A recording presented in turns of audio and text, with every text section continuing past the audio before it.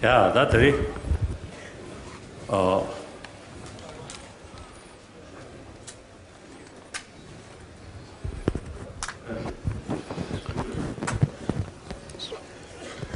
So today,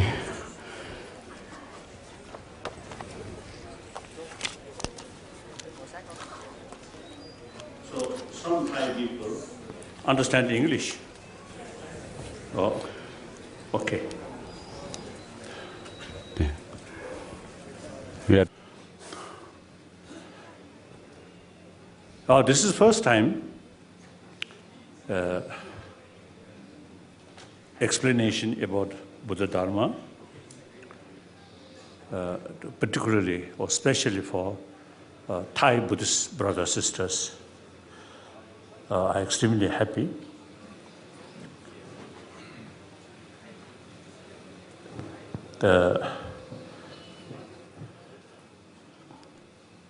자게 계주 그래요. 자게 계주 라니 인식 지그라 생각 해. 수로 지고.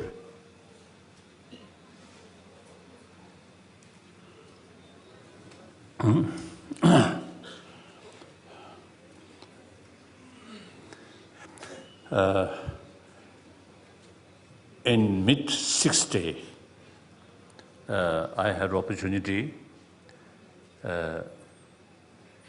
having sort of a pilgrimage to Thailand, and I very much impressed your country, Buddhist country. Of course, there are other sort of follow of other faith also there, but basically Buddhist country, a lot of Buddhist temple, a lot of Buddhist statue, and a lot of monk.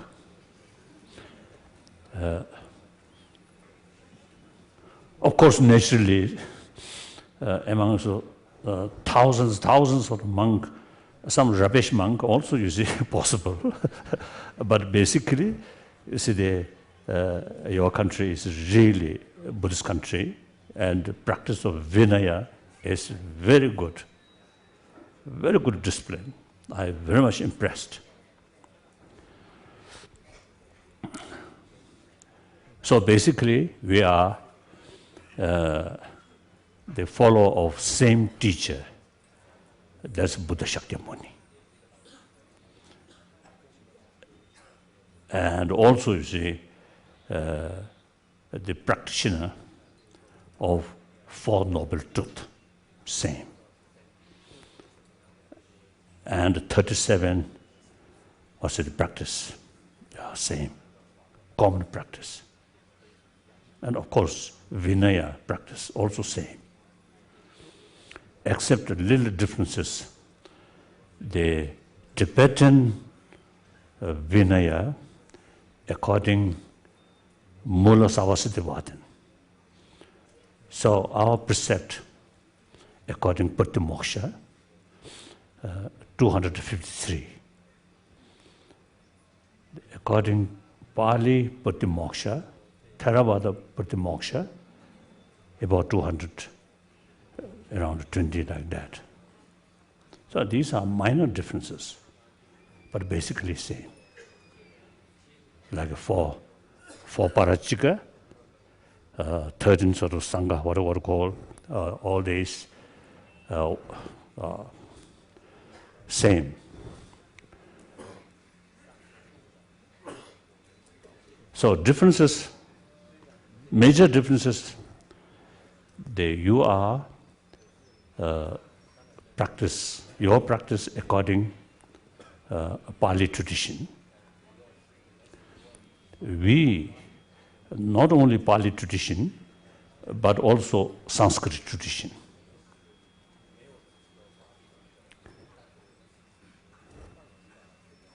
So Sanskrit tradition is concerned, of course, after Buddha,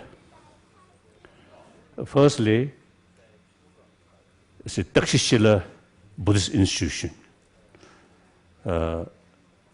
developed. Then later, the Nalanda institution developed. So most great masters of that institution, Nalanda institution, these not only Buddhist scholar, but also is a top scholar of Sanskrit sort of language. So many of these scholars, like Nagarjuna, Aryadeva, Arya Sangha, all these top scholars, they are writing mainly in Sanskrit.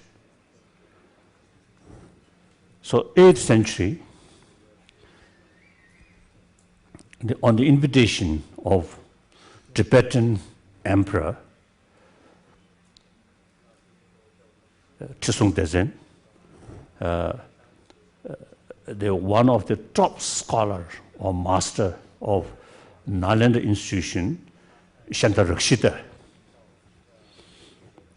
came to Tibet. He established Buddhism. He as a monk. So Vinaya practice, Pali tradition there. And then on top of that, he also is a great scholar of Buddhist logic and Buddhist Madhyamika philosophy. So there are a lot of us today text about Buddhist philosophy, Madhyamika philosophy mainly, and also Chittamantra philosophy. These sort of philosophical lot of philosophical text in Sanskrit language.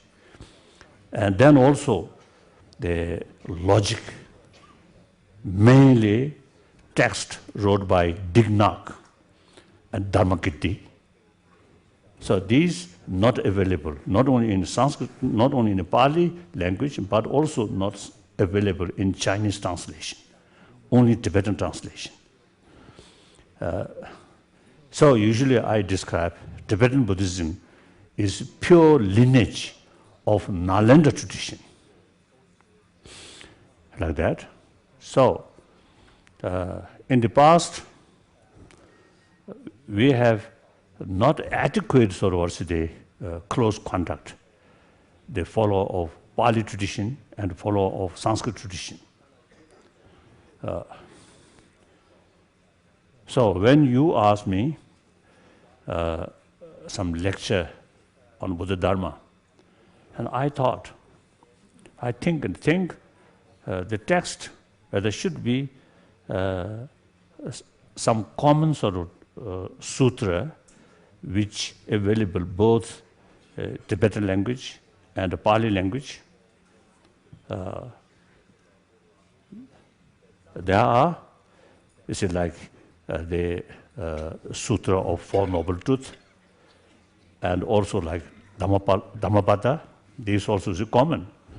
So I thought, you see, maybe that kind of a text may be suitable. But then I thought, since you come here to learn something new, so maybe another text which actually wrote by the main disciple or main student of the Shantarakshita, that is, his name is Kamalashila, great scholar, Madhyamika philosopher, as well as great logician. So many his writing in Sanskrit. As his teacher, he also invited by Tibetan emperor. So after he reached Tibet, he wrote some text mainly for Tibetan audience. So I choose that text, maybe new. So you can say, after return from here, oh, some new ideas, new Buddhist way of thinking. So you already have the text? Okay. Okay, good.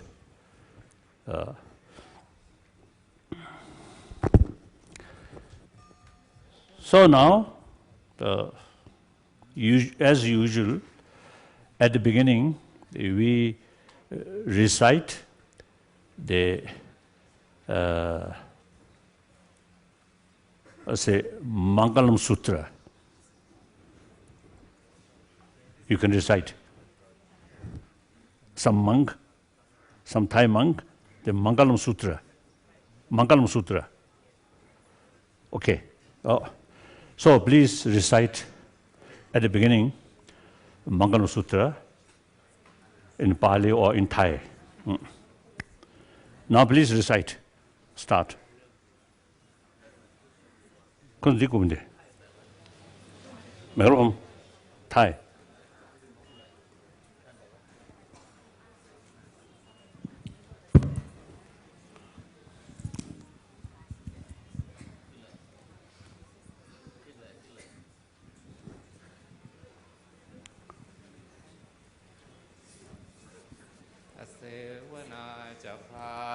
Nang ban tanan ja sevana pusha ja puyanang etam kalamuttamang patirupa sava kata punyata ata samma paniti ja kalamuttamang Usajan ja sipan ja vinayo ja susikhito supasita jaya vaja etamang kalamuttamang mata pitu upadhanang puttadhara sasangkho anakula jakam etamang kalamuttamang dhanan ja dhamma jariya jaya takanan ja sangkho anavajani kamani etam kalamuttamang aratiya viratiya papa majapana ja sanyamo apamadho ja dhammesu etam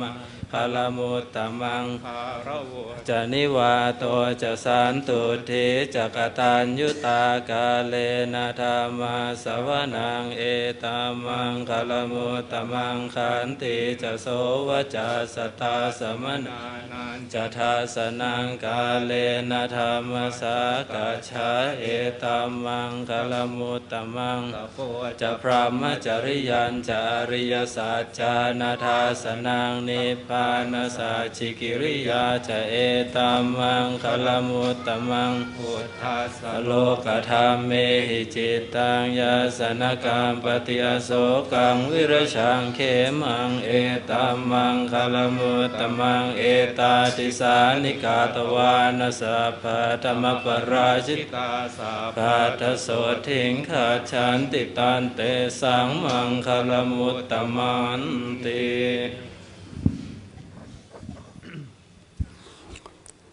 Thank you. So,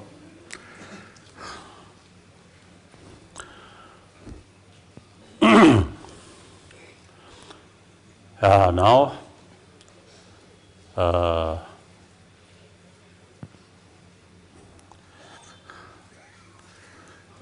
perhaps many Tibetans.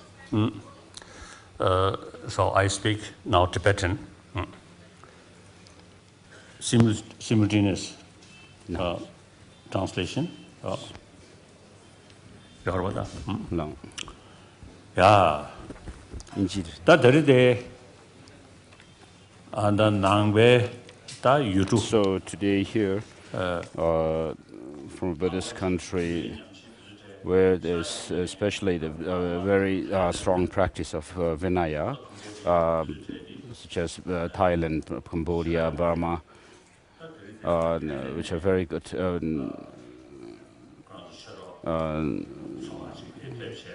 So from these countries, we have here some Buddhist followers of Buddhist tradition from Thailand, and they have requested me to give some teaching. And now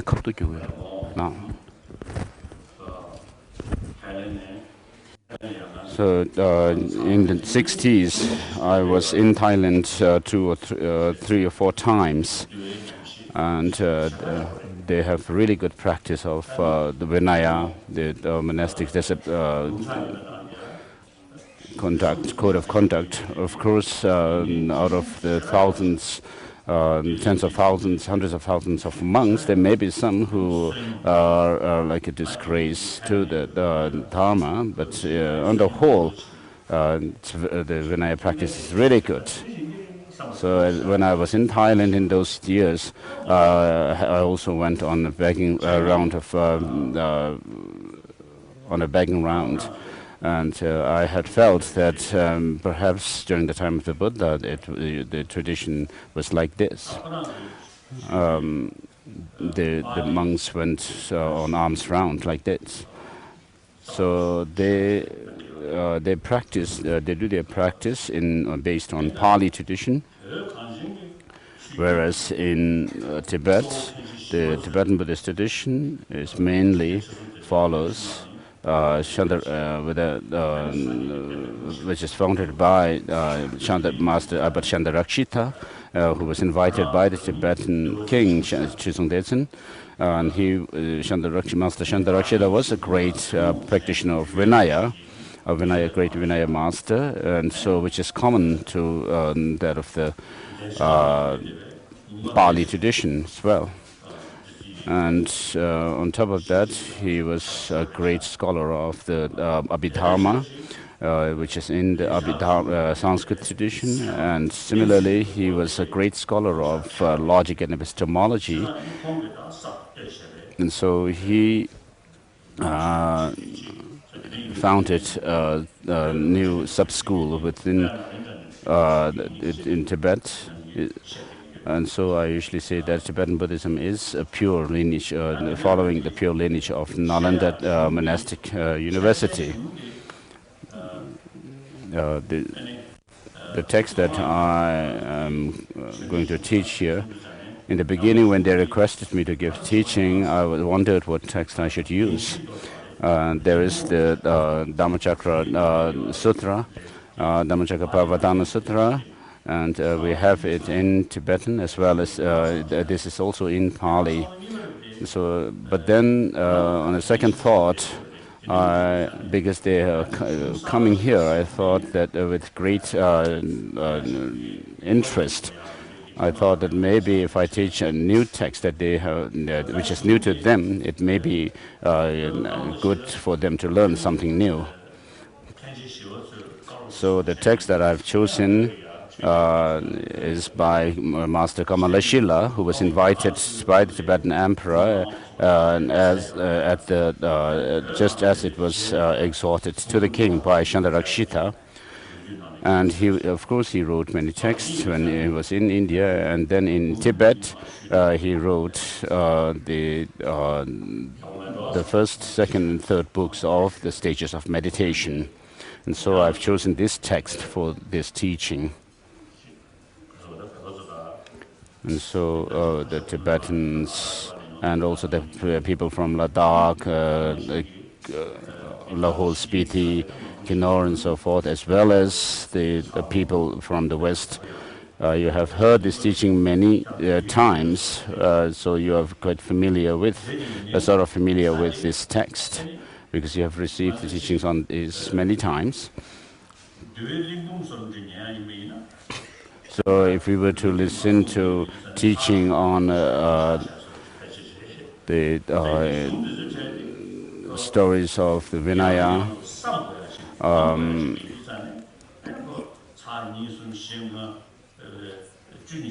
maybe we can listen at once, but then here, with regard to the teachings like this, where it may not be a repetition to give this teaching again, because we have to emphasize on the practice, to listen and apply, reflect on the teaching and meditate on it many times, over and over again.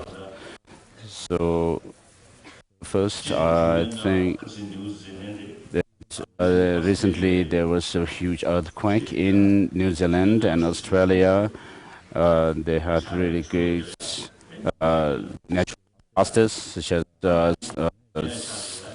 flood and because of the rain, and in Australia, this earthquake in New Zealand, and then in Japan recently there was this tsunami, and there was huge destruction. And on the whole, Japan is a Buddhist country, and personally,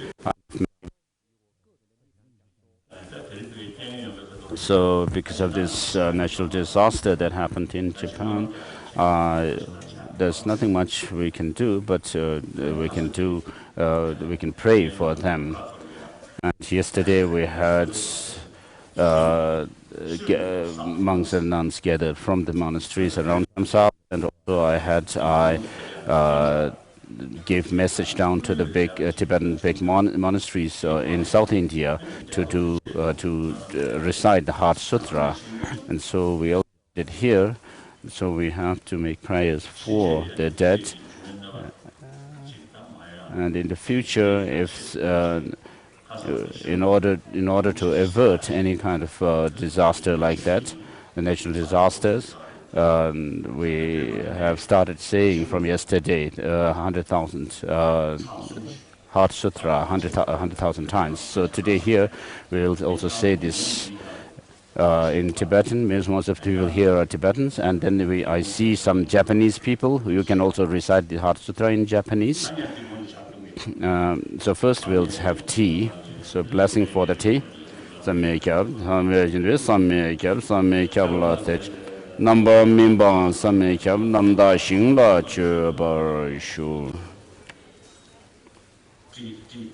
So please, tea.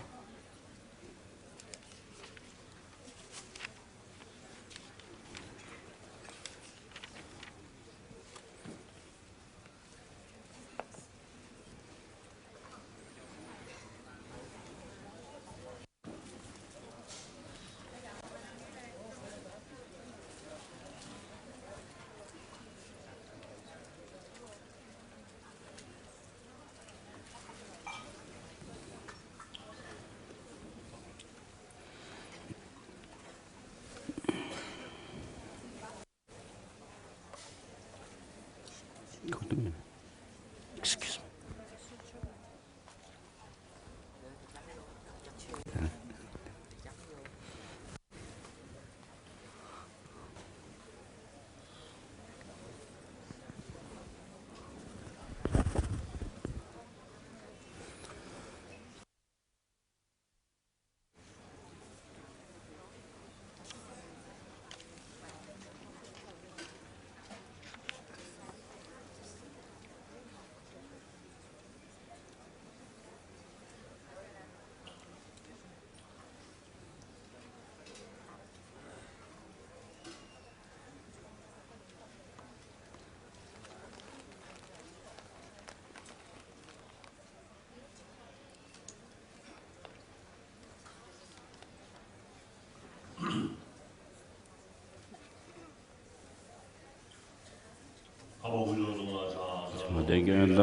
Heart Sutra. Gebe kapchago pombore la gyalon ye gende chambo dan josen be gende chambo dan tabje do shude te te jumden de samona wa sheche she gen nam ran ye dingen den la nyambra shu so yan de te chanjo sam basam Hava jenre zaman jojo ya paro do chambo zaman shaban la number da shem pombo bo de da la ya ran shinge don ba number da o de ne sanje ge tu sa da den ba share pu chanjo sam basam ba chambo pa pa jere zaman jo la de ge 이게 뭐 강나라 셔럽게 파는 좀 삼마자 바냐나 바다 자 되게 좀 바다 천조 셈바 셈바 셈바 셈바 바바잖아 원조나 되게 좀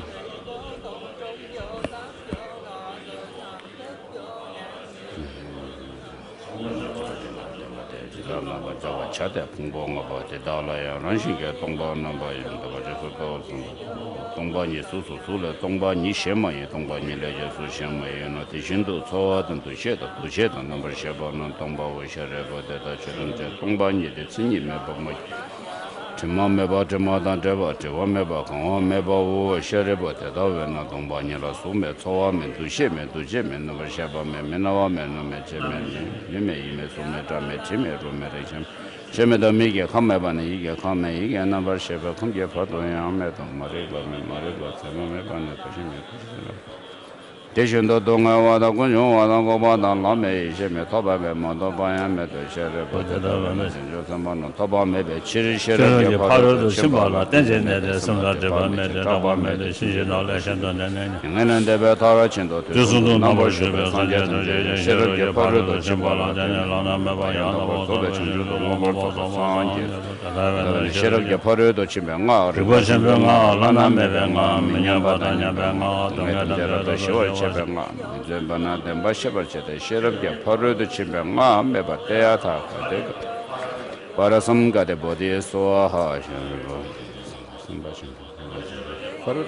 Some one of the then a chum then the thing is the television, the changes and but some batching, Papa Cheres of Manjola, go Checha watching it. The nation of think about the nation that you get 10% to share of your poro the chimba, some more Cheberchet. Yishabanum, the Jesu Yerang, or Chum then they get a Gaja and set out them by Shara, the depot that changes and but some batching, Papa Cheres of Manjo. Amjada then Bakoro, the Dada, Hada made a Hamain that research of the Chidin Yerang, the Chum then they get Sumbala, Hombaro to Chum then they get welcome to Gopumbo again. Thus, here at one time, the Bhagavan was dwelling on mass Vultures Mountain in Rajagriha together with a great community of monks and a great community of Bodhisattvas. At that time, the Bhagavan was absorbed in the concentration on the categories of phenomena called profound perception. Also at that time, the Bodhisattva Mahasattva Arya Avalokiteshvara looked upon the very practice of the profound perfection of wisdom and beheld those 5 aggregates also as empty of inherent nature.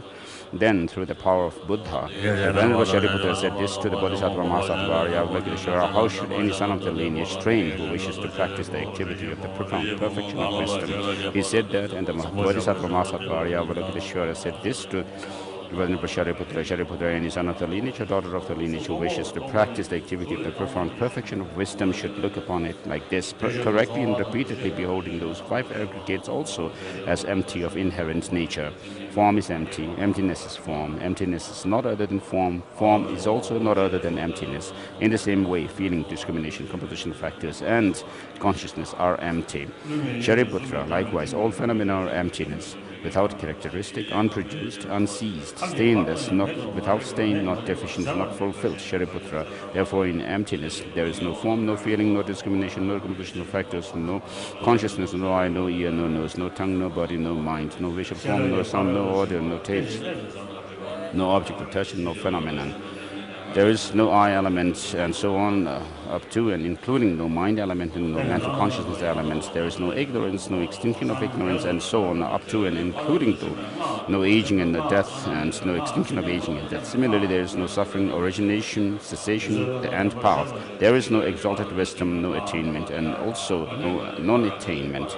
Shariputra, therefore, because there is no attainment, the Bodhisattvas rely on and dwell in the perfection of wisdom, and the mind without obscuration and without fear. Having completely passed beyond error, they reach the end point of nirvana. All the Buddhas who dwell in the 3 times also manifestly completely awakened to unsurpassable, perfect, complete enlightenment in reliance on the perfection of wisdom. Therefore, the mantra of perfection of wisdom, the mantra of great knowledge, the unsurpassed mantra, the mantra equal to the unequaled, the mantra that thoroughly pacifies all suffering should be known as truth, since it is not false. The mantra of the perfection of wisdom is declared that Yatha, Gate Gate, Paragate, Parasam Gate, Bodhi Swaha. Shariputra, the Bodhisattva Mahasattva, should train in the profound perfection of wisdom like that. Then the Bhagavan arose from that concentration and commended the Bodhisattva Mahasattva Arya Avalokiteshvara, saying, well said, son of the lineage. It is like that, it is like that. One should practice the profound perfection of wisdom just as you have indicated. Even the Tathagatas rejoice. The Bhagavan having thus spoken, the Venerable Sharadoti Putra, the Bodhisattva Mahasattva Arya Avalokiteshvara, those surrounding in their entirety, along with the worlds of gods, humans, Asuras, and Gandharvas, were overjoyed and highly praised that spoken by the Bhagavan.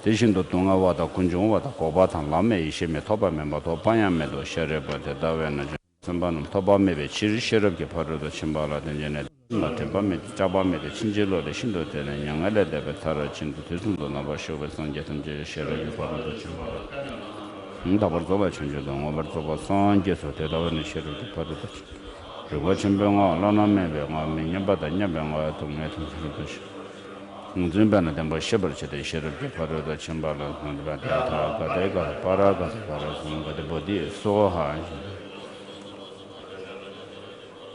The mono lavajo, then the jum, then the thing of the direction, using so much and so much and so one jum, the situation and this sort of Fuji potential, really potential, the situation.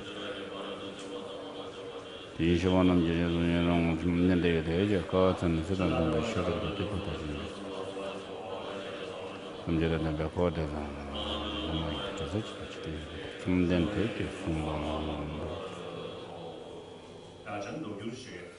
So let's do the mantra with the clapping. Don't just go them by chop it up the chair. Over never to share.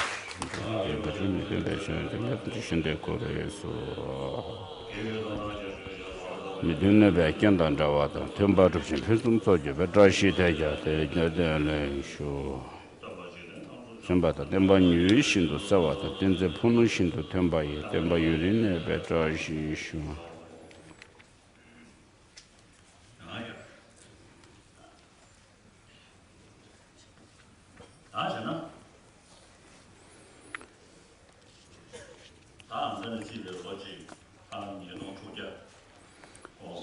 So, 2000 around 2,600 years ago, the great unequaled teacher Shakyamuni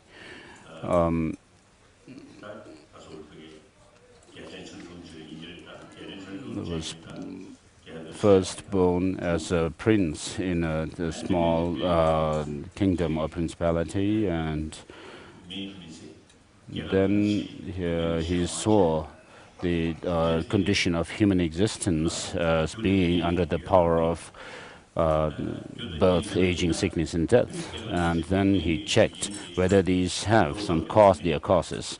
And if there are causes, if these causes can be, he further checked whether these can be overcome. And if there is a way out of this condition, to overcome the causes, then by putting effort in the principles, the practices, he saw that there is the path that leads to. One should put effort in the path, and then accordingly he left the kingdom, and then went through the 6 years of austerity, and became enlightened. And then he gave teachings to his first, beginning with the teaching on the Four Noble Truths to his first 5 human disciples. And at that time, he also asked the monks to wear their robes in a proper manner. And so the monks' discipline is shown in the monks and nuns' discipline is shown in or taught in the Vinaya Sutras. And with regard to the practices, first one has to avoid doing the physical and verbal non-virtuous actions, and then on the basis of that, where you have to practice all the vows of the monks and nuns, and then on the basis of that you do that of the single-pointed concentration practice, which in itself is something which is common even to the non-Buddhist traditions.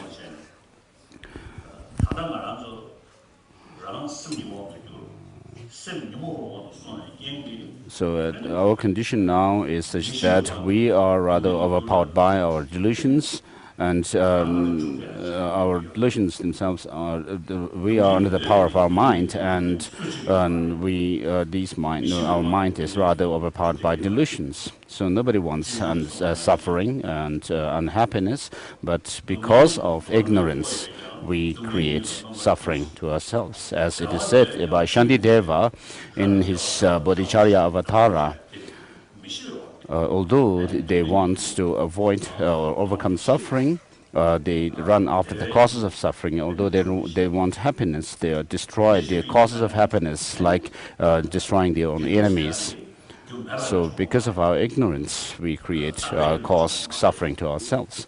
And suffering that doesn't come from without any causes, nor does it come from a permanent, unchanging cause, nor does it come from some kind of a creator, a God. But what Buddhism teaches is that suffering comes from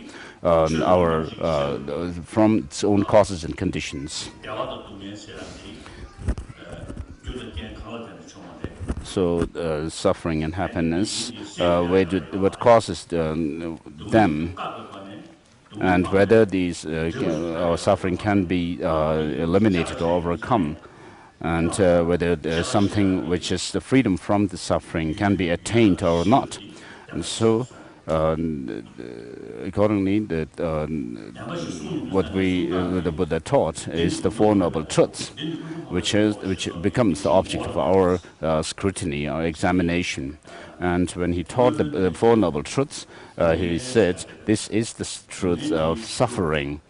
And so here, the suffering, he also shows that suffering comes from its causes and conditions, and that the freedom from suffering, whether there is some kind of a quality that we can attain, which is the freedom from suffering or not, then he said, with the thought that there is cessation. And with regard to the cessation, because it is a quality that you gain by applying the path, and therefore the Buddha taught that of the true path. So in this way he taught the Four Noble Truths. And so here what is involved is our intelligence, the training of wisdom. Not only remaining single-pointed and concentrated, but where we have to use this single-pointed concentration, which was explained earlier. What we have to apply this to is that of the truth, and in this way we have to make transformation within our mind.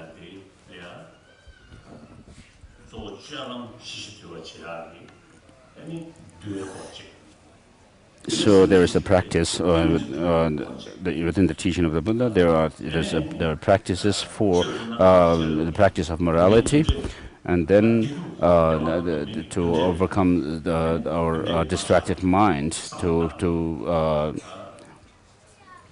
build up concentration, and also to think about what causes suffering and what causes happiness. And therefore we need to do examination of the truth of things, and therefore we have the three trainings, those of the training of morality, training of concentration, and training of wisdom. So because the teachings of the Buddha contain these three subject matters, therefore we have the division of the teaching itself into the three Pitakas, those of the Sutra Pitaka, the Vinaya Pitaka, and Abhidhamma Pitaka. And so these are contained in the Pali tradition, and also within the Sanskrit tradition there are these three Pitakas, the three baskets.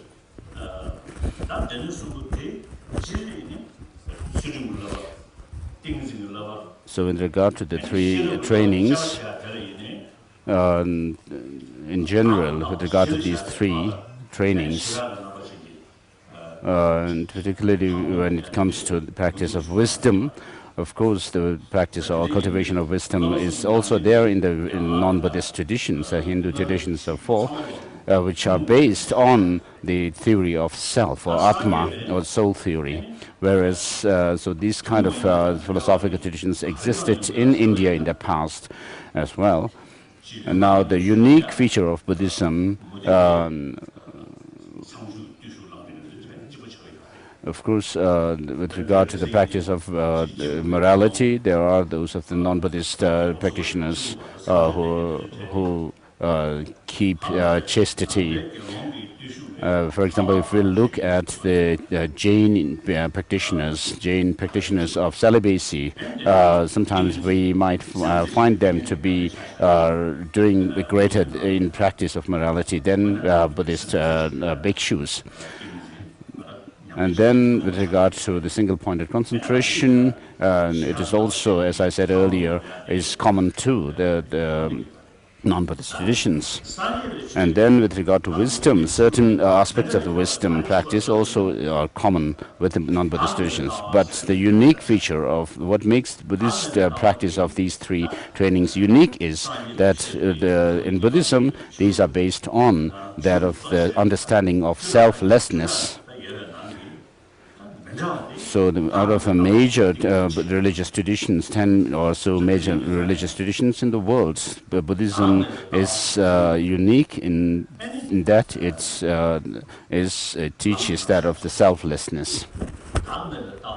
And based on that, the path, system of path that we tread is taught. And on the basis of that, and how we overcome that of the grasping at a self, true self, is taught, so that we reach the goal of enlightenment or nirvana. And so with regard to this unique understanding or wisdom of selflessness, for that, so we do our practices based on this unique understanding of selflessness, and for that reason, that of the concentration, single-pointed concentration, is also practiced within that understanding to.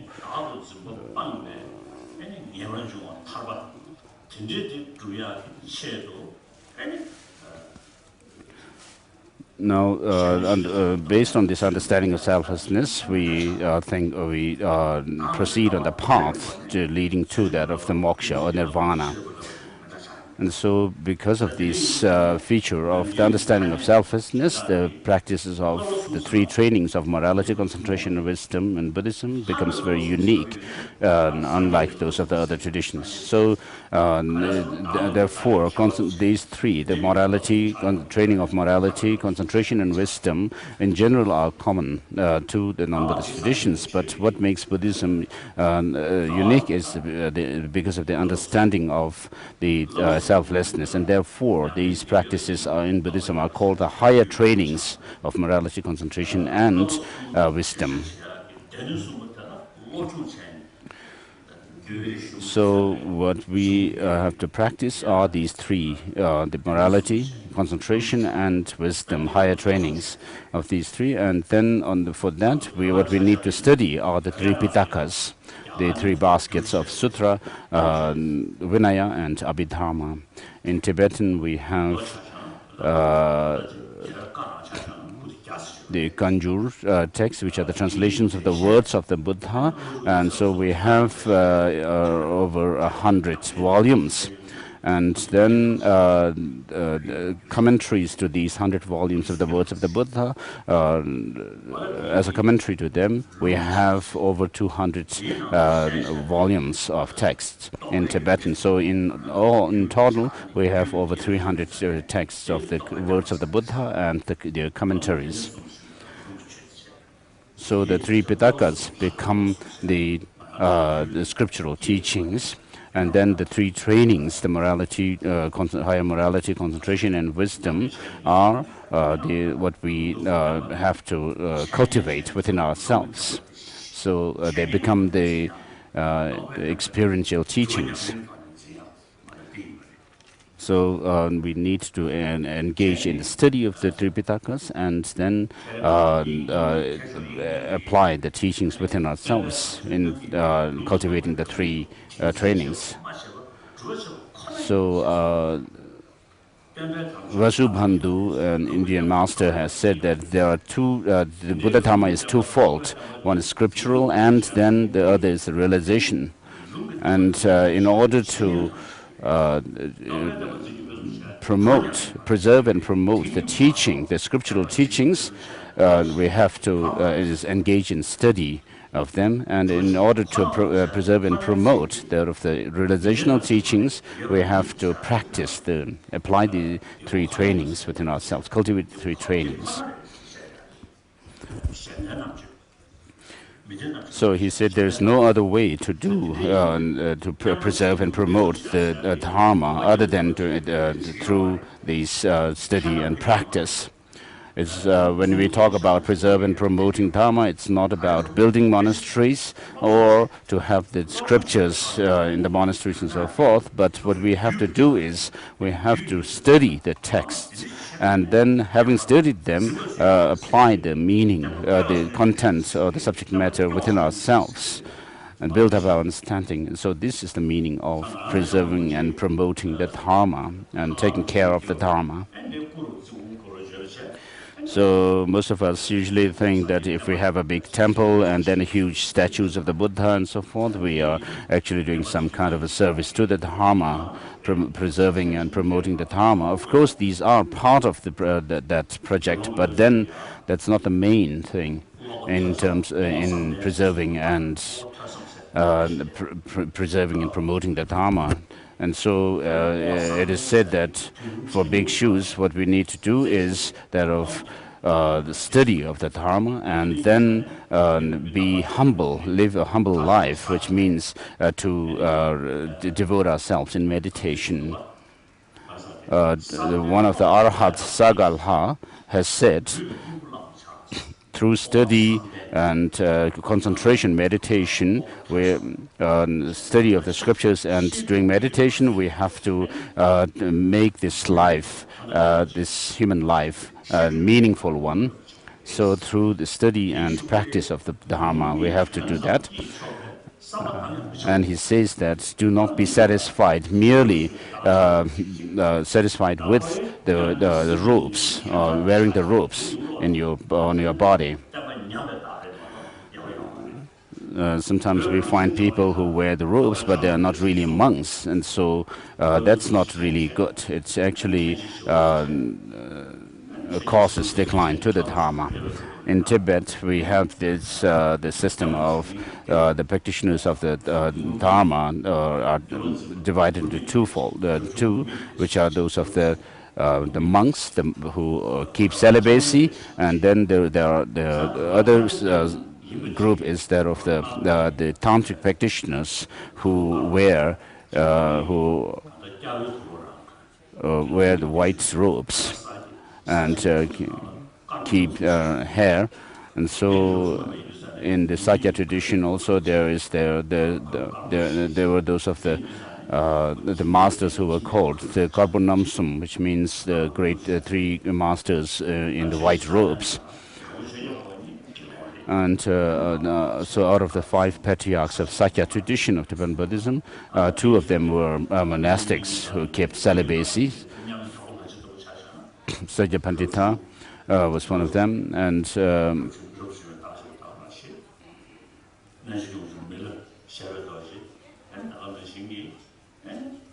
in the Kagyu tradition also, we have the masters like those of the Dagbol Haji, who was a celibate monk, whereas Gu Jizamila Repa was a lay practitioner. So it's important for us to be very clear about where we stand in terms of a practitioner of Dharma.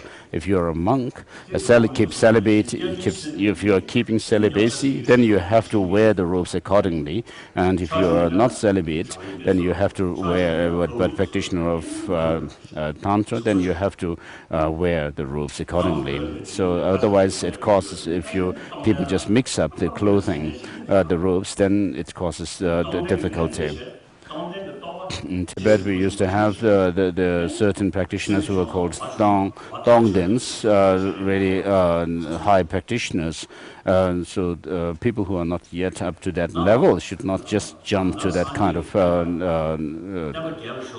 practice right away, because as we have a saying, if a fox were to jump leap like a lion, it cannot. It may break its own backbones.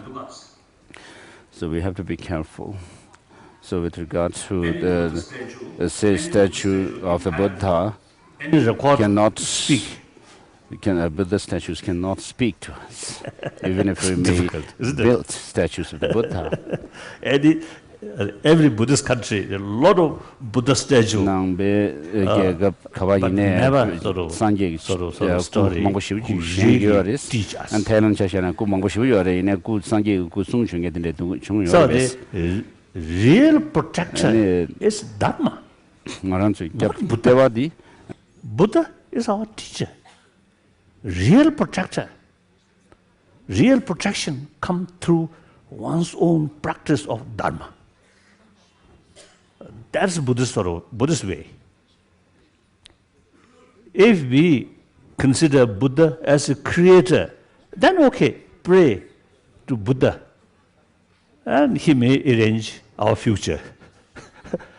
But since we do not have that idea, Buddhism actually, you see, taught us, you yourself, your own master.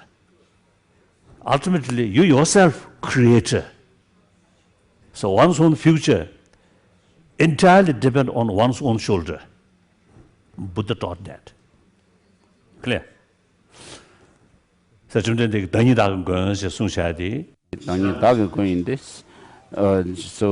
this is a very powerful teaching the Buddha has taught, that you are the master of yourself.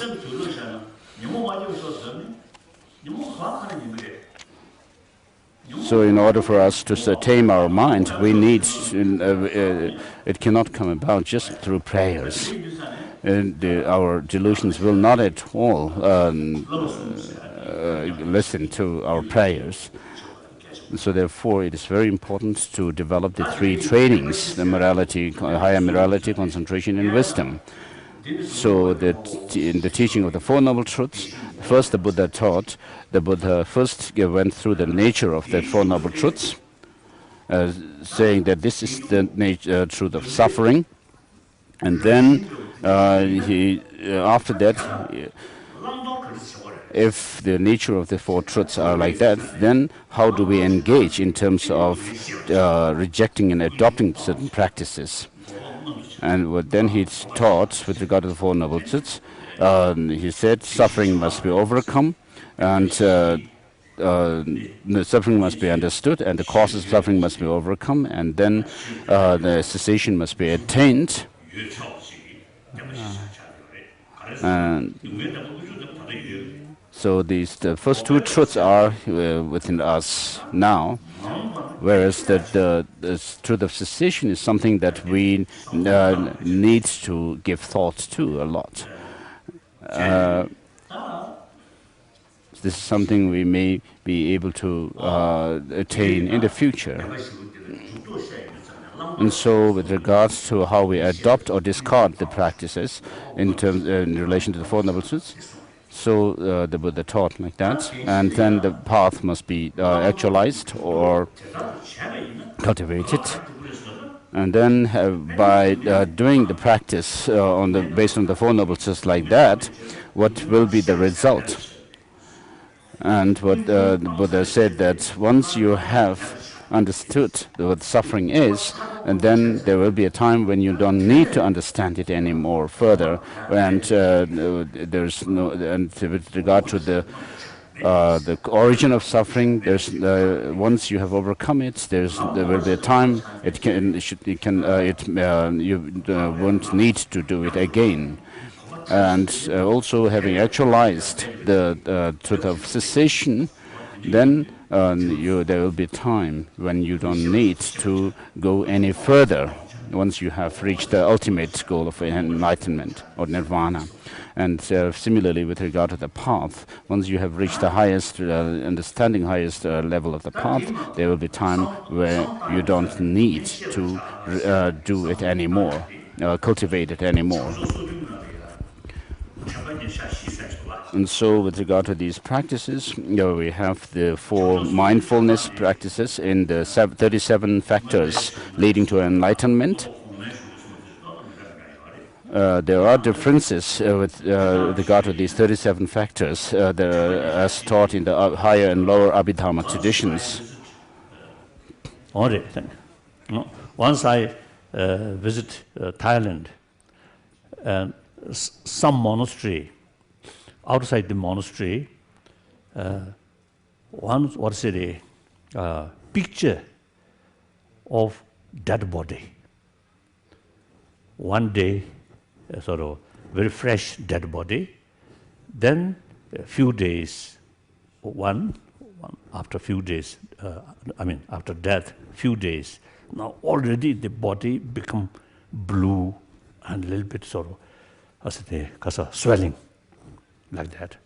So then, after a few months, after a few weeks, very terrible. Then, eventually, only because of skeleton, like that. So that is the practice of first mindfulness, Lütabanyasha. Body, mindfulness of body, like that. So that directly, the antidote of our attachment for body, one's own body and others' body. So see, thinking the very nature of the body is ugly and rotten, something bad. So that's the practice of first mindfulness. So thinking on that, analyze about that constantly, our attachment will reduce. Clear? Then second mindfulness of feeling. You know, some pleasure feeling comes. Attachment come, pain come, anger come. So, feeling,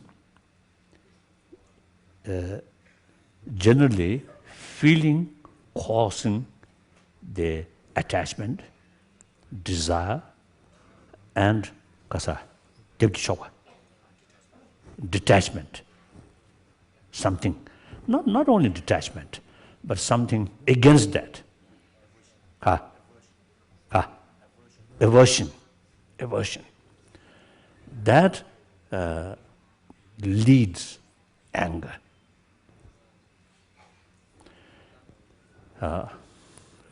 Then the third mindfulness about consciousness, about mind. So usually, you see, we had the feeling the whole body, including mind, is the basis of I, self. If someone asks, where is yourself? Usually we say, here. I'm here.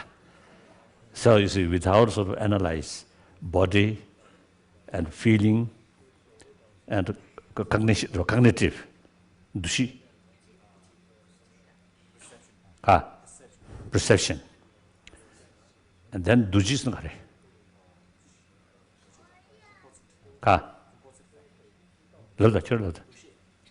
duji. Then mind. So first, mindfulness, analyze about his body. Then second mindfulness about the feeling. The third mindfulness about mind. These are becoming subtler.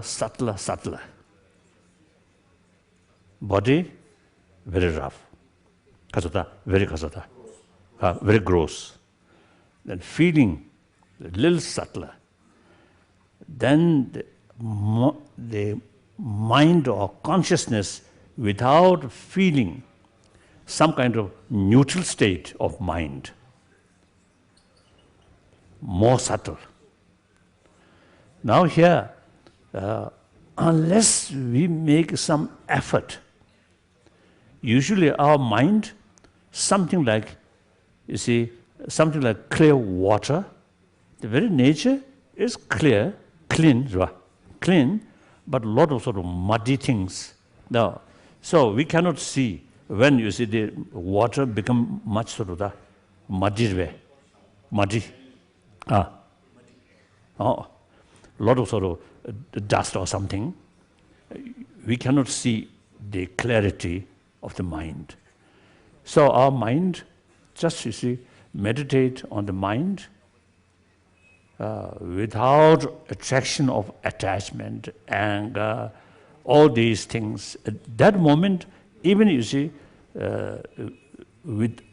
even avoid like faith or wisdom. Simply, you see, try to look what's mind. Just a feeling, mere illuminate luminosity. Now meditate on it. Firstly,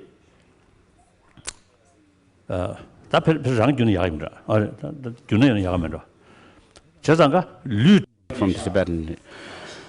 So with regard to the mindfulness of the body, we meditate on the ugliness of the body, the repulsive nature of the body, and which helps in overcoming the attachment to the body. And then with the help of the mindfulness of the feelings, when you have very intense feelings or of attachment or hatred, what you have is you attracted towards things that you are attached to, and you turn your back or feel averse to those you feel disgusted with. And so when you think about these things, what happens is how the karma and delusions, which are the origin of suffering, happen can be understood from these. So with regard, based on this, the mindfulness of the feeling, we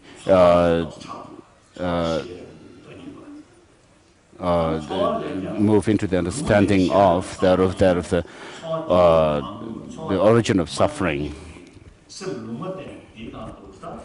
And then when your mind is rather in a neutral state, without having any kind of attachment or anger and so forth, then you go into that of the meditation on the mindfulness of the mind. So when you think about the luminous nature, just the mere luminosity or nature of the mind, it is there even during the awakened stage, as well as during the sleep and during the dream state, and also at the time of our death. And so this continues on. So when you think about that, you might think that this self, or the notion of self, it can be pointed to this mind. So, of course, within the philosophical systems of Buddhism, some schools do say that the mind identify certain aspects of a mind as being the self. But then,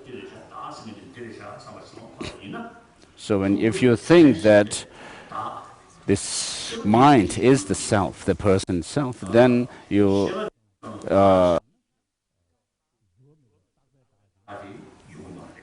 so if you put to that consciousness as being the self, then you'll find that the self is not permanent, not unchanging.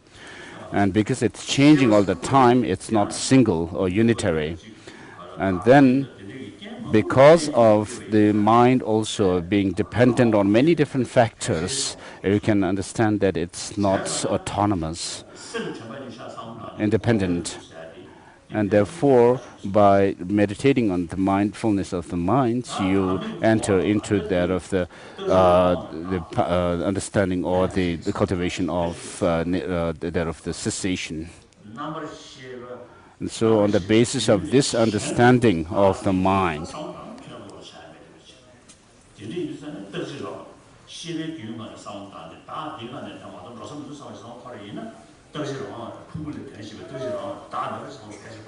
so if you think that the self is not other than the aggregates, the mind, the stream continuity of the mind, then you'll be able to see that the self is not something autonomous, single and unitary. In the there are many different the degrees of subtlety of the self, selflessness. And then there is the selflessness, which is to say that the selflessness of a person which is not self-sufficiently autonomous, the existent self. We have a feeling that the aggregates, the body and mind are like the servant subject, whereas the mind or the person is like the master. So kind of notion. When you have that kind of notion, what happens is you thinking that the servants are not dependent on the master, whereas the master is not dependent on the servants as such. So in that way, what you have is that there is no you have to understand that there is no such a self which is like a master of the aggregates.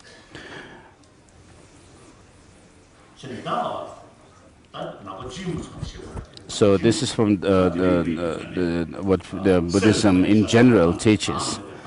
And so by meditating on the mindfulness of the mind, you will gain some understanding of selflessness, and therefore you enter into the practice of that leading to that of the nirvana.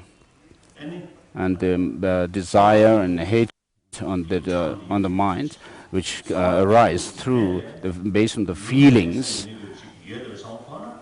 And if you are able to think that there is a state of mind which is neutral, without any kind of desire and attachment, without sort of attraction towards the objects of desire and aversion towards those which you hate, you can understand that there is the neutral state of the mind. And so you will be able to understand that so long as the mind, the mere luminosity is there, there is time when there is no attachment and aversion. And so because of that, you can understand that these are the just temporary. And then also, if you are able to understand, bring up an insight, thinking that these attachment and aversion have their own antidotes, and then you'll be able to see that you can put an end to the attachment and aversion, and maintain this mind, the neutral state of the mind. And therefore, I think perhaps through this kind of experience, you may be able to lead yourself into that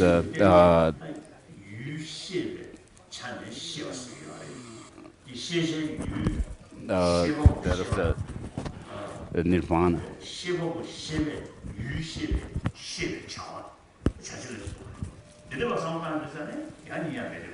And then you are left with this mere luminosity and awareness nature of the mind, and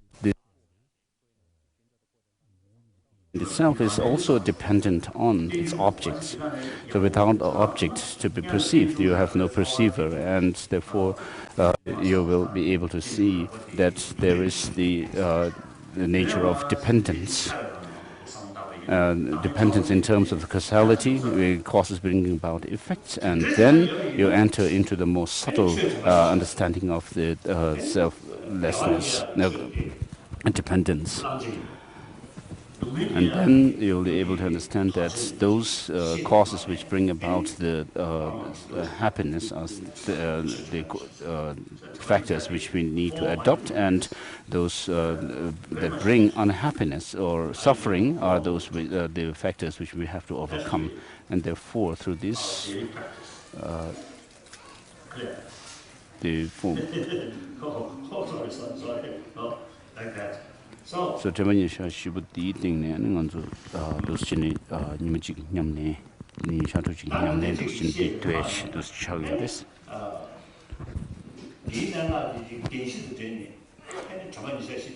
So, on the basis of based on the Four Noble Truths, if we practice the four mindfulnesses, then of course we will put some effort, and therefore.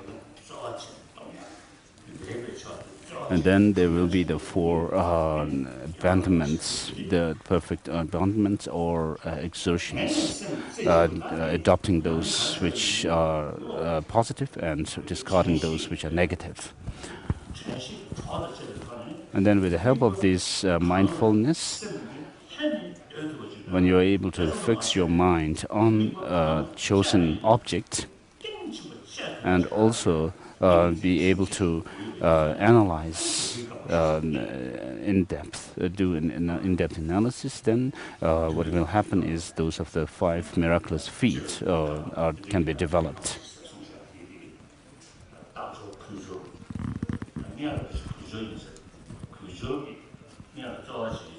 So first you have to put some effort consistently, and then continuously you put your effort continuously like that. And sometimes for some people, because of their karmic imprints from the past, they will be able to have developed clairvoyance. And then you have the five faculties. The five faculties and five powers are a matter of degrees of the development of these factors.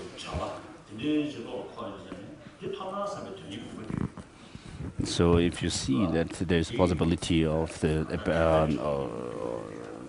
of overcoming the suffering and the causes, then you will develop some enthusiasm to engage in the path. And through that you will be have the enthusiasm to develop single-pointed mind. And then there are the sevenfold paths to enlightenment. And then with regard to the eightfold noble path,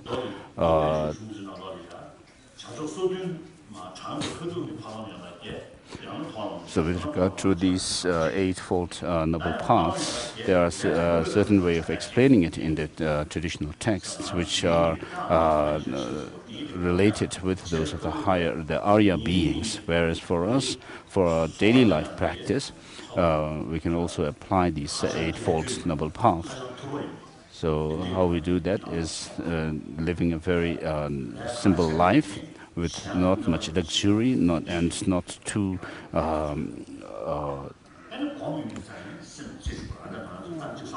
poor facilities. And then on the basis of that, you also develop that of the concentration, and then you put effort, and then you do analysis, which has to do with that of the right view. And also within this, there is the understanding of the 16 aspects of the Four Noble Truths. So these are, so the right thought is included in the those that of the wisdom, the training of wisdom. And then these eightfold path can be also divided into the three trainings of morality, concentration, and wisdom, like that. So, we can explain these Eightfold Noble Truths in terms of our actions of body, speech, and mind, which lead us to develop those of the experiences at the Arya stage of the superior beings, noble beings.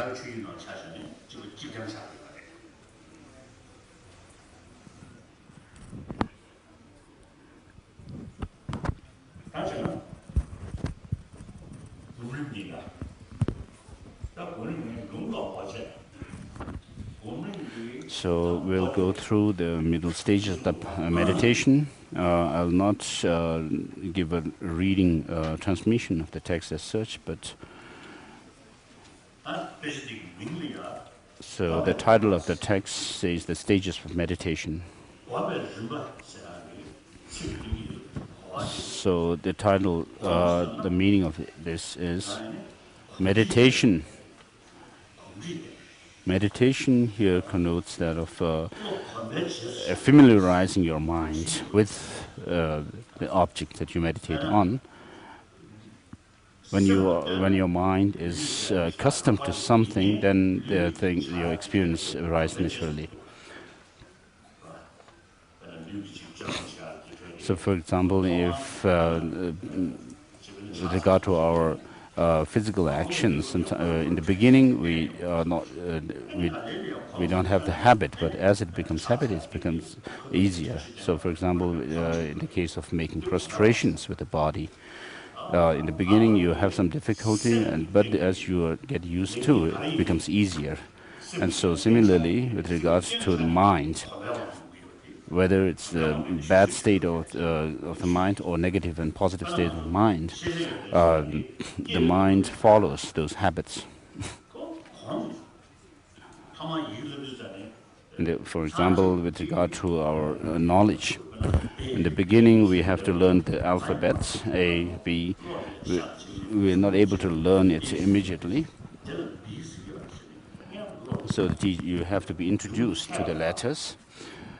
Saying this is A, this is B, and then you have the memory of those letters, and then later on you'll be able to see, oh, this is A, this is B.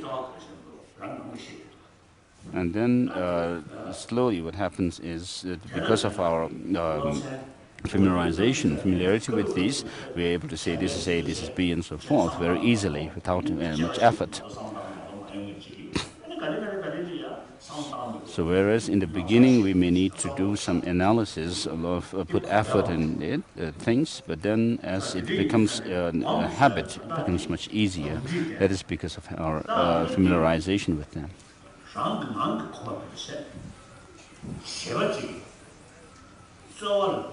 So when we talk about becoming habitual in doing something, we have to know that we are putting effort. So gom, or Tibetan word gom, shows that of putting effort in something in order to familiarize with the things.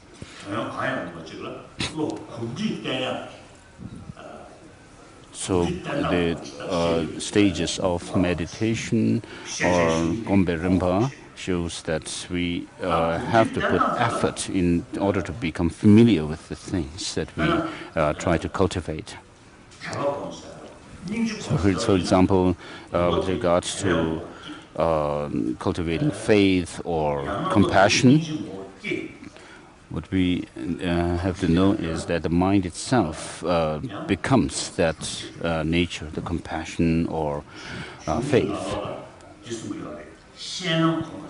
In our text, we find mention of meditation in terms of shenam and dhanam. Shenam means that whatever you are meditating on actually becomes your experience. For example, compassion and faith and all this becomes the nature of the mind itself. Whereas if you meditate on impermanence, for example, of a thing, what you are doing is you are taking the impermanent nature of thing as the focus of your meditation, and your mind as such does not become that impermanence that you meditate on, but you take that aspect of that object on your mind, and you familiarize your mind with that aspect or the object of meditation. So that is called dhanam, or the taking on the aspect of the object.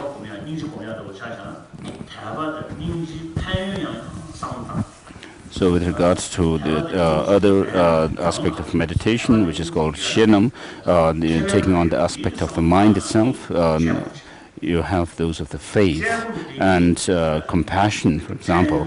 You have to think over and over again by seeing the benefit of cultivating compassion and faith.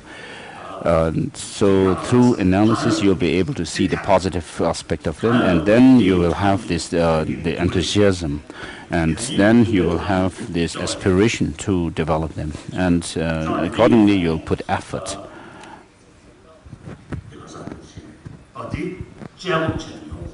So these have to be developed through analysis, analytical meditation. So first you develop enthusiasm and then aspiration to develop it, and then you put effort in developing compassion, for example. And when you have a certain degree of compassion, intense, then you just focus your mind single-pointedly on that meditation. And so what we have here is, what we have to do is use both those of the analytical meditation as well as single-pointed meditation.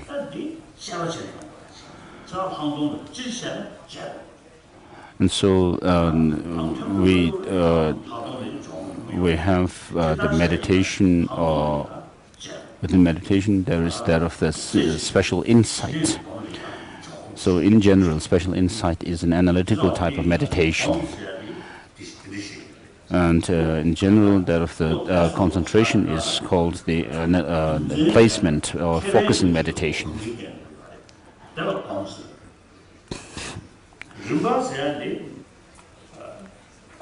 So Gom or meditation shows that we have to familiarize our mind with the object that we meditate on. And then the stages here shows that in order to develop certain experience, higher experiences, we have to develop the experiences that are lower to that leads to that higher experience. And for example, in the case of compassion, when you develop compassion further and further, you develop a special resolve to work for to help other sentient beings. For example, if you were to go through a school system, you can't. A beginner cannot just straight away go into university level, but you have to start from the beginning and then progress higher and higher. And so with regards to the two types of meditation, you first develop that of the concentration, the single-pointed focusing meditation, and then on the basis of that you develop that of the special insight.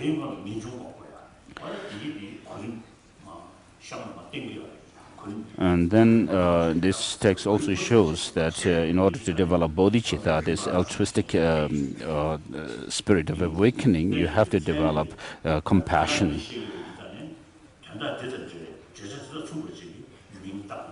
And so, because it shows the different the progression of the experiences that you develop, the text, the title is given this title, Stages of Meditation. So please look at the text.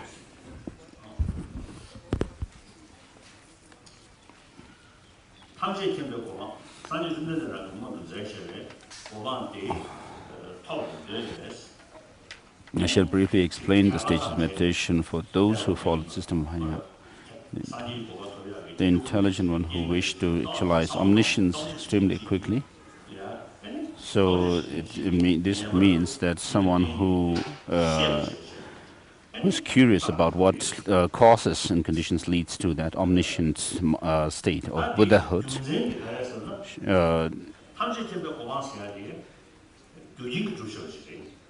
because you have to do analysis, you have to examine them, therefore it says the intelligent one should make a deliberate effort to fulfill its causes and conditions, because without fulfilling the causes and conditions leading to that effect, the result, then there's no way you can expect the result to come about. So it is not possible for omniscience to be produced without causes, it says. Because if it were, then everything would always be omniscient. So the omniscience state of omniscience or Buddhahood has to come about through its own concordant causes and conditions. So this shows the reality of things. So whatever effects there are, they have to come about through causes, its own causes and conditions. So the unique understanding or the view of philosophical view of Buddhism is that of causality, the dependent origination, which means that without causes and conditions you cannot have effects or results. So effects come about only through their causes and conditions. So this shows that of the dependence in terms of causality.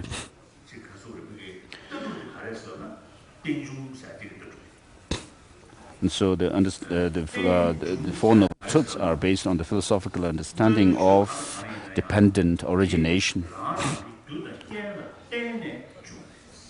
So what this shows is that whatever the effects there are, they come about through their causes and conditions. So happiness and suffering come about through their causes and conditions. In general, everything there is.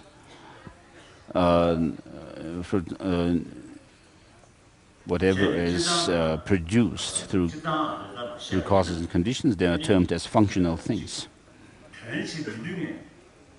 And then there are certain phenomena which do not have any kind of production or function. And they are called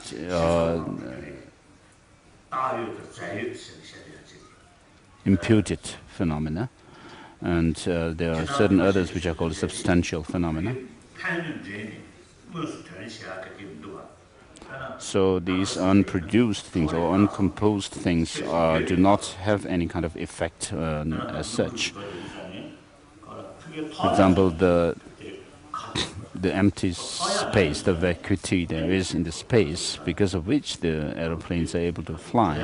Otherwise, if there is some kind of obstacle that to which the aeroplanes would get obstructed, then they cannot fly through the space. So there is this.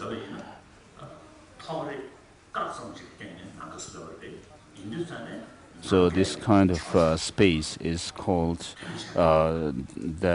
space which is absence, the mere absence of obstruction.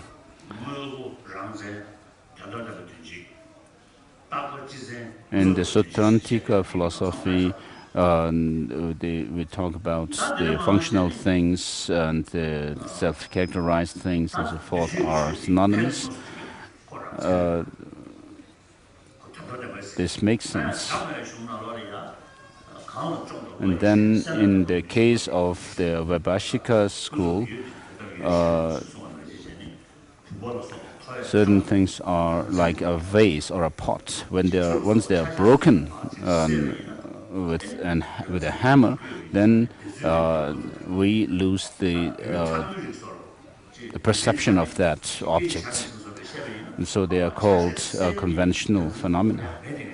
And then there are certain other phenomena which the Vaibhashikas call the ultimate analysis, ultimate existent phenomena, which ultimate truth, which includes such things as the indivisible particles. So however much you may break up the thing, you cannot come to a point of the ultimate, any further parts.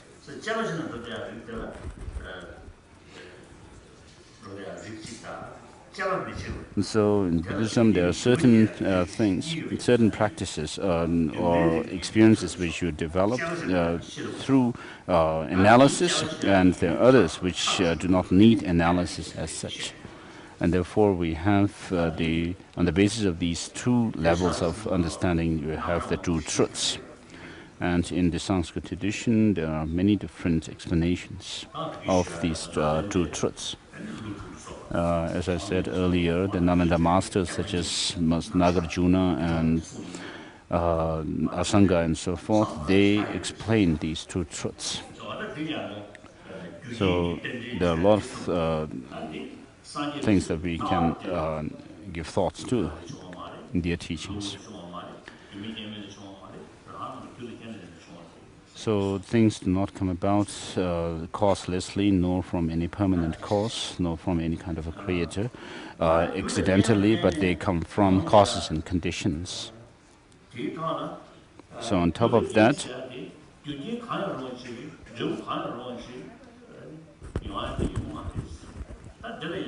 so causes have to be concordant with their effects. Any kind of cause cannot give any kind of effect. So you need to...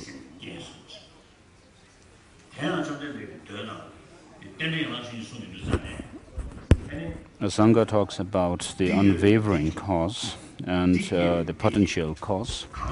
And then Buddha also says that because this that exists, because this arises, that arises. And because this is there, that arises. So this shows that things do not come from any kind of a creator with its own intention, and things do not come from without causes, and therefore they whatever fruit or effect there is, they come from some causes and conditions.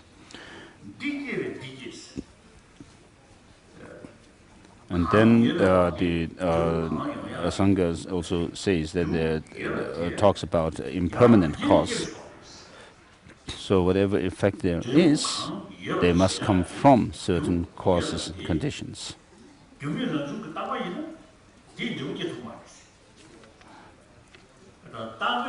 If the causes themselves were permanent, then it cannot give rise. They cannot give rise to any effect, because in order for a cause to give rise to their effects, the cause itself has to cease when the effect arises. Whereas if it's permanent, then it cannot cease at all to exist. Therefore, it cannot give rise to any effect.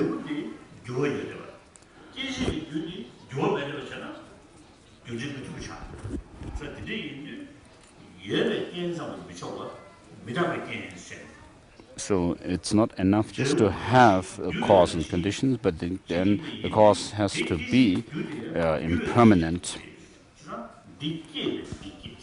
So therefore, the sutra says, because this arises, that arises.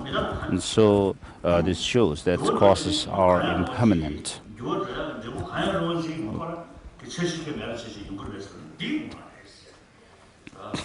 And then, although we may have causes and conditions, but can they give rise to any kind of effect?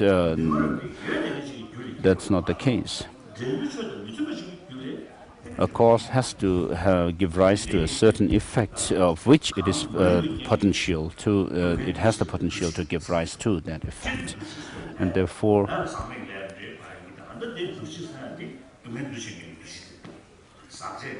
So in the 12 links of dependent origination, we find that the karma gives rise to, says, that of effects. So the ignorance gives rise to that of the karma. And here, karma here refers to that of the karma giving rise to suffering in samsara. So this is something unique to the teaching of Buddha. So when we say this, that this is unique, we are not actually criticizing or the theistic religions. So they also have, the theistic religions also have the same practices as we have, like compassion and serving humanity and so forth. Whereas when it comes to philosophical understanding, philosophical explanation, then the theistic religions talk about some god or creator who is the nature of whom is that of infinite love and compassion. Whereas philosophically we have differences. So the theistic religions talk about love, compassion based on that kind of idea of a god, whereas Buddhism talks about practicing love and compassion and so forth based on the understanding of causality.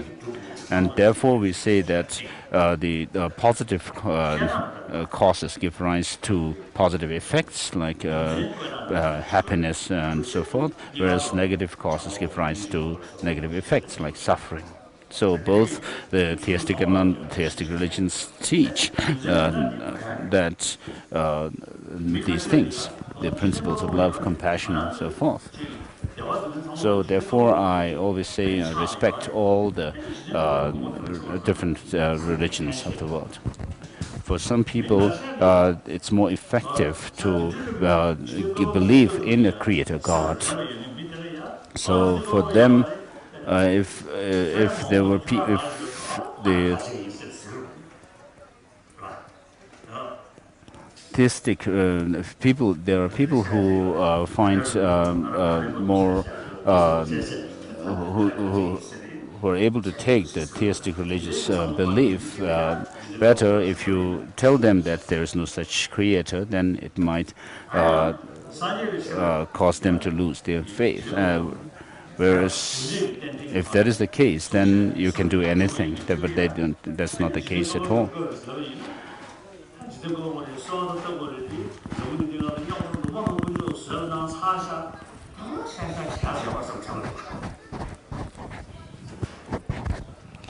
Whereas there are people who don't have the tendency to believe in a creator God. And then, if you tell them that that they should believe in a creator God, they may not be able to do so, and instead, they might think that if God created everything, then God has created so many suffering, unwanted things in the world.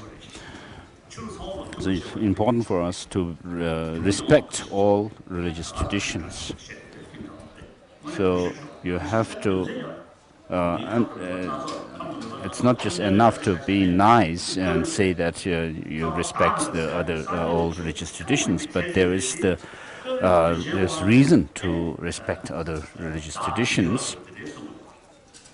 So even within Buddhism, although on the whole Buddhism doesn't believe in a self or in an atma or soul theory, but then there are certain cases where the Buddha himself also has taught that there is a self. And therefore today we have people with different predispositions, different imprints and interests and so forth, and therefore we have to have all these different religious traditions as well. And with regard to the practice of love and compassion, it's all the same in all the religious traditions. And as Buddhists, we may be able to say that the emanations of Buddhas and Bodhisattvas may be there everywhere in the world. And so the text says that if the causes have to be the unmistaken causes, but not only that, it has to be complete. cause. So in order to cultivate or experience happiness, or just the ultimate happiness is that of the cessation, which is that of a quality that you build up in the mind, which is that of the freedom from all kinds of negativities.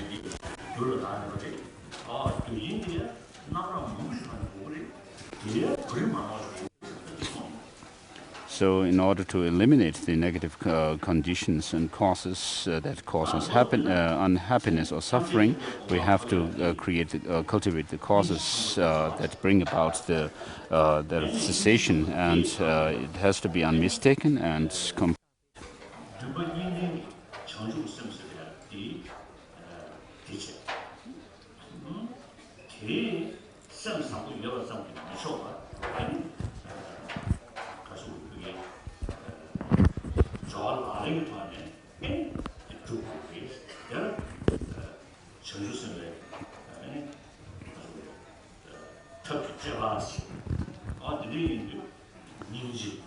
And so in order to have bodhicitta, you have to have that of the compassion. So bodhicitta comes from the cause of compassion, and then it has to be helped by that of understanding of selflessness, and therefore you have those of the method and skillful, the wisdom, the method and wisdom to reach that of the omniscient state. So with regard to that of cultivation of compassion, so generally you have to have suffering beings. So from your experience in relation to those suffering, from your own experience, you'll be able to see that suffering, when you see others suffering, you'll be able to see that this is not something I want. So from your own experience of not wanting suffering for yourself, when you see on others suffering, then you feel that you would have the wish for that person or to be out of that suffering, and that is compassion. And then, whereas when you see people and beings deprived of happiness, you would wish them to have happiness, and that kind of wish is that of love or loving kindness. Being unable to stand the suffering of others, you will wish them to be out of suffering.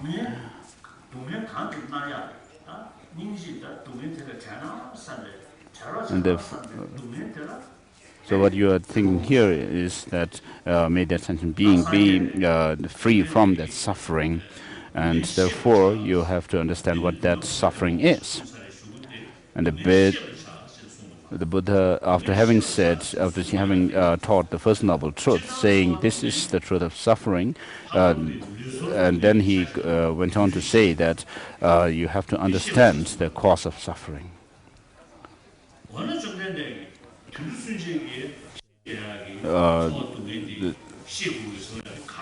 So the Buddha says that you have to understand what suffering is.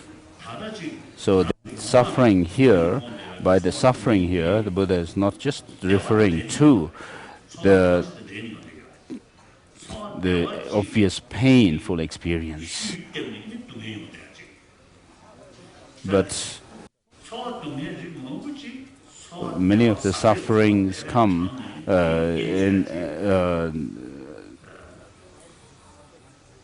in conjunction with some kind of a pleasant experience that we develop.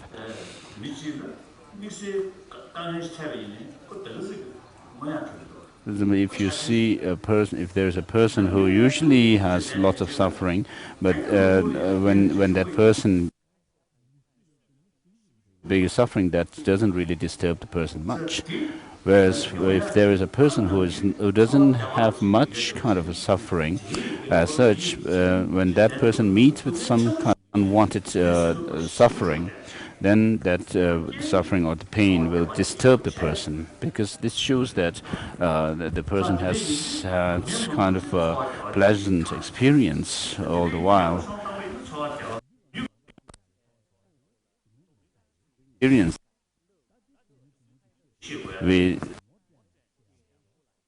We have to understand to be that kind of in the nature, being in the nature of suffering. So this has to be, for this we have to give thought to it, rather than just leaving it as it is.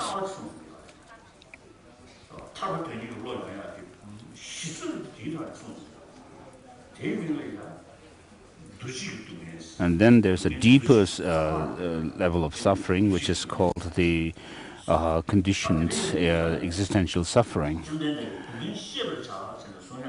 And therefore, with understanding of this kind of deeper level of suffering, we develop that of the wish to be out of that.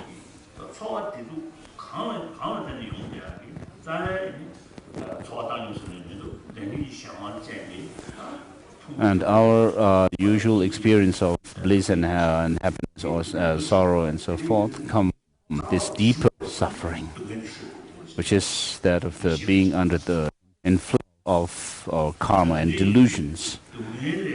So the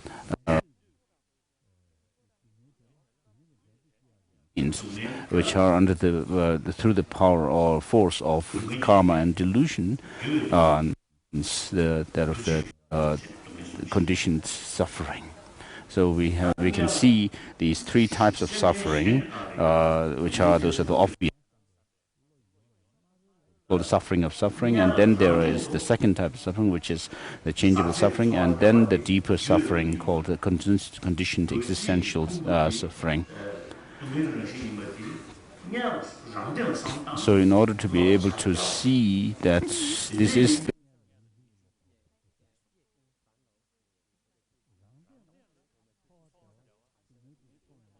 suffering based on ourselves, within ourselves. Because without being able to acknowledge this kind of suffering that is within ourselves, then you won't be able to think about the suffering of others and wishing them out of suffering, this kind of suffering.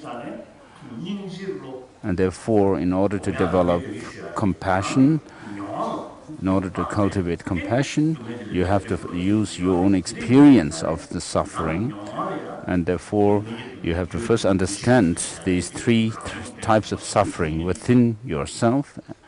And once you are aware of these three types of sufferings within yourself, then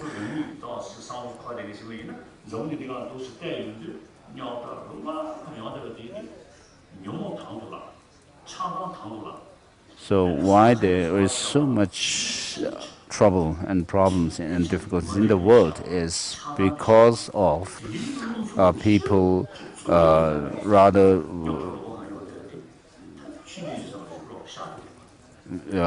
being passionate about engaging in the negative emotions of desire, attachment, hatred, and so forth.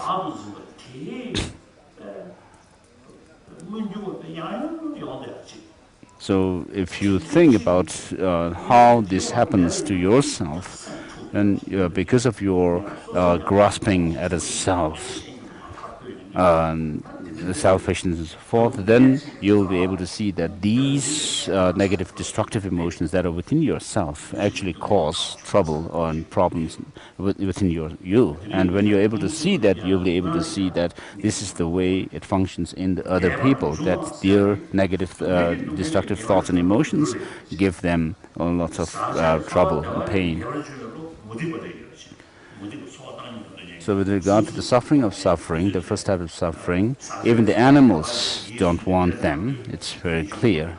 And then with regard to the second type of suffering, the changeable suffering, even the non-Buddhists feel disgusted with them.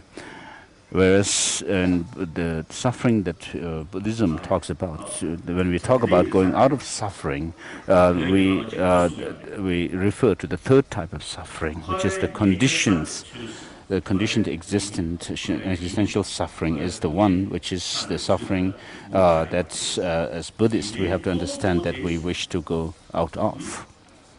And so this is the unique understanding of Buddhism. And one of the Tibetan masters has said that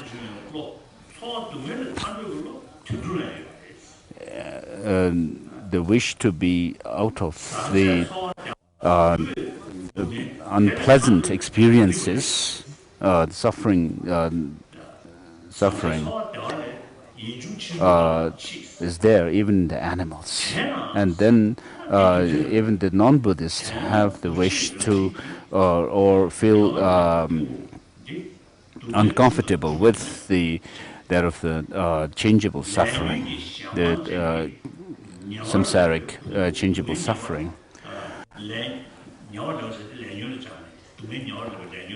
And then the physical and psychophysical aggregates, which are the result of our delusions and karma. And also because of that, we have this kind of psychophysical aggregates, which are the result of the karma. And delusion has the potential to bring about future suffering as well. And therefore, this is the psychophysical aggregate that we have, which have come from delusion and karma, the result of those negative karma, negative thoughts and emotions and karma, and these psychophysical aggregate has the potential to give rise to suffering in the future as well. And therefore, this is the one which we, as Buddhists, have to think of overcoming. And see, if you understand that, then it will really move you from the depth of your heart to go out of this kind of suffering. And therefore, you have to give thought to this quite a bit. And therefore, when the Buddha said, taught us to understand the suffering, we have to understand it in this context of understanding this third type of suffering. So long as you're not able to overcome it, then you're not able to see that this condition as suffering, then you'll not be able to see the destructive emotions and the karma which brought about them as being our enemies. And therefore, the Buddha says that you have to overcome or eliminate the origin of suffering. So ignorance is the root of all destructive thoughts and emotions. So ignorance being misunderstanding, misknowledge of the truth, therefore it has its own antidote, that's counteracting factor which goes against it. So a certain state of mind which doesn't see the reality but sees it otherwise always has its antidote, which is seeing the reality as it is. So ignorance, for example, which is wrong about the reality, has its own antidote, which goes directly against it. As I explained earlier, this mere luminous nature and the awareness nature of the mind. So long as that is there, at every occasion, as long as it is there, it's not necessary that we have to have grasping at a self of a person. Whereas when you are just absorbed in that luminous nature of the mind, the awareness nature of the mind itself, then it's not necessary that you have to have this self-grasping. So self-grasping attitude is not in the nature or intrinsic nature of the mind itself. And therefore we can say that the understanding of selflessness goes against this kind of self-grasping attitude.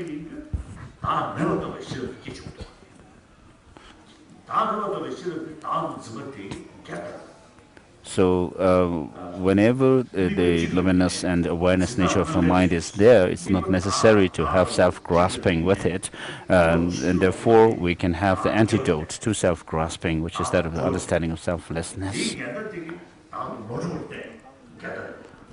So understanding of selflessness sees that things do not have any kind of independent existence.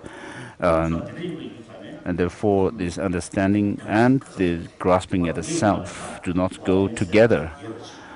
The understanding of selflessness goes against and as antidote to that self-grasping, and therefore there's a possibility for that of liberation or cessation, the true cessation. And when you see that there is this possibility, you would have the aspiration or the enthusiasm to develop that understanding of selflessness.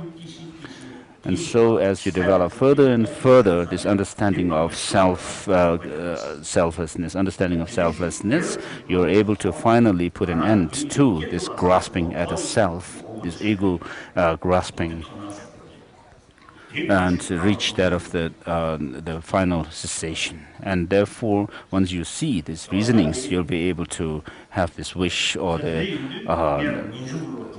to reach that goal. And therefore, you would, in order to reach that goal, you would engage in the practices, the path.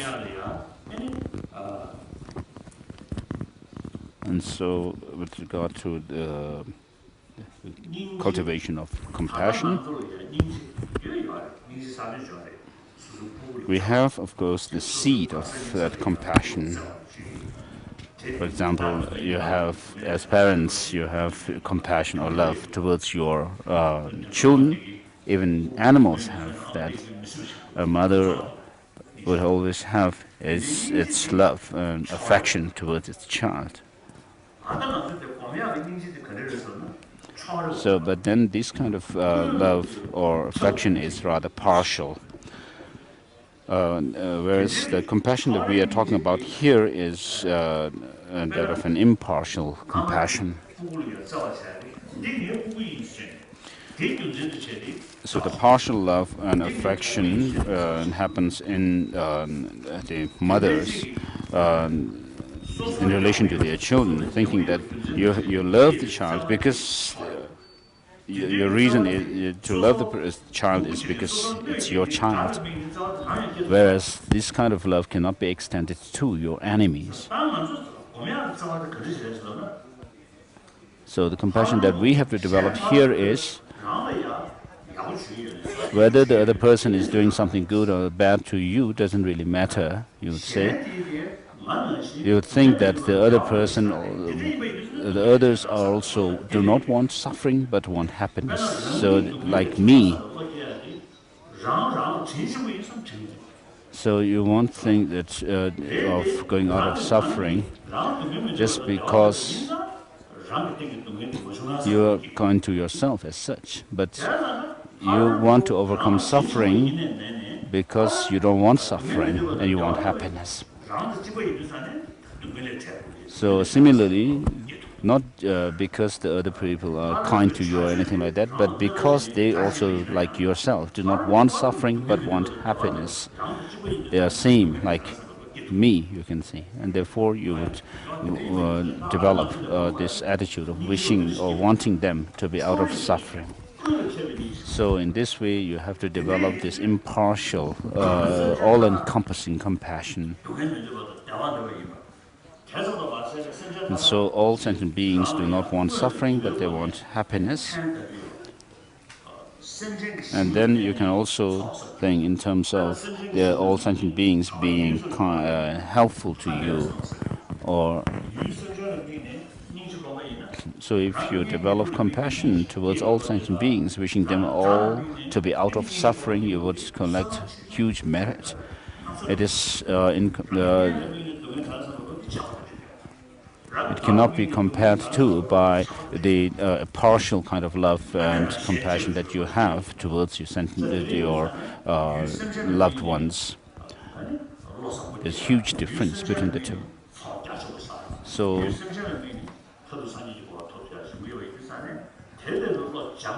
because you gain so much merit by developing compassion, feeling compassionate towards all sentient beings, what happens is you collect huge merit, and you would finally, at the end, as the end result of it, you will reach that of enlightenment.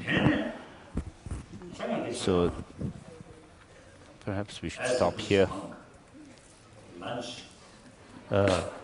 Must start before noon. Okay, thank you.